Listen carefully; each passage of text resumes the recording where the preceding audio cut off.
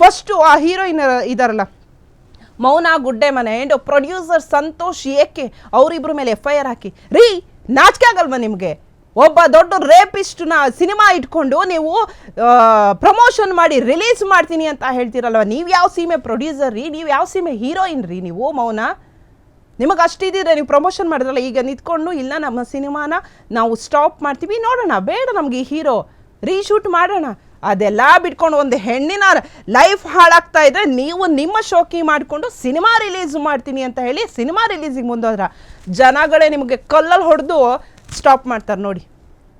ಥಿಯೇಟ್ರುಗಳಲ್ಲಿ ಕಲ್ಲಲ್ಲಿ ಹೊಡೆದ್ರೆ ಸ್ಟಾಪ್ ಮಾಡಿ. ಥಿಯೇಟ್ರ್ ಮಾಲೀಕರಿಗೆ ಪಾಪ ತೊಂದರೆ ಆಗಬಾರ್ದು, ಅವ್ರು ಕಷ್ಟಪಟ್ಟು ಥಿಯೇಟ್ರ್ ಕಟ್ಟಿರ್ತಾರೆ, ಇಂಥ ಕಚಡ ಸಿನಿಮಾಗಳಿಂದನೇ ಪಾಪ ಅವ್ರಿಗೆ ಕಷ್ಟ ಆಗಬಾರ್ದು. ಸೊ ಇವನು ಬೇಕಾ ಇವನು?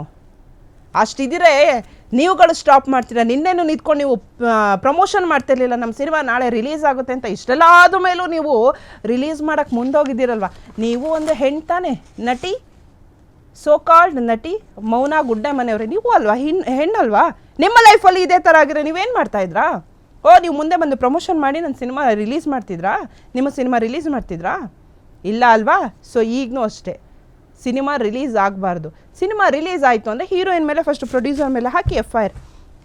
ನಮ್ಮ ಪ್ರೇಕ್ಷಕರಿಗೆ ಯಾವುದ್ರಿ ಗತಿ ಬಂದಿದೆ? ಒಳ್ಳೊಳ್ಳೆ ಸಿನಿಮಾ ಬರುತ್ತೆ ನಮ್ಮ ಕನ್ನಡದಲ್ಲಿ, ಇಂಥ ಡಬ್ಬಾ ಸಿನಿಮಾ ಕಜಡಾ ಸಿನಿಮಾನ ನೋಡ್ಬೇಕಾ, ರೇಪಿಸ್ಟ್ ಸಿನಿಮಾನ ನೋಡ್ಬೇಕಾ ಅವರು? ಅದಕ್ಕೆ ಅವ್ರು ಕಾಸು ಕೊಟ್ಕೊಂಡು ಬಂದುಬಿಟ್ಟದ್ದು ನೋಡ್ಬೇಕಾ?